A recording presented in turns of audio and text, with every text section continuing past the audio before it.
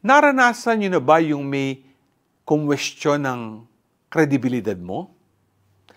Tulad na lang kapag nag-a-apply ka sa trabaho, nagpapasa ka ng resume, o di kaya kapag magbibigay ka ng isang talk sa seminar, hinahanapan ka ng curriculum vitae.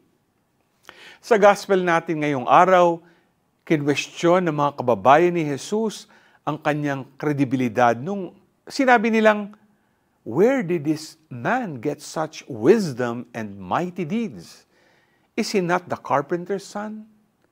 Magandang tanungin natin ang ating mga sarili kung nagiging dahilan ba tayo kung bakit may ilan sa atin ang nawawala ng ganang magpatuloy, tumulong sa iba. Dahil sa pag-question natin sa kakayahan nila. Ikaw, handa ka bang magpatuloy sa paglilingkod despite the people who question your credibility? G ka ba?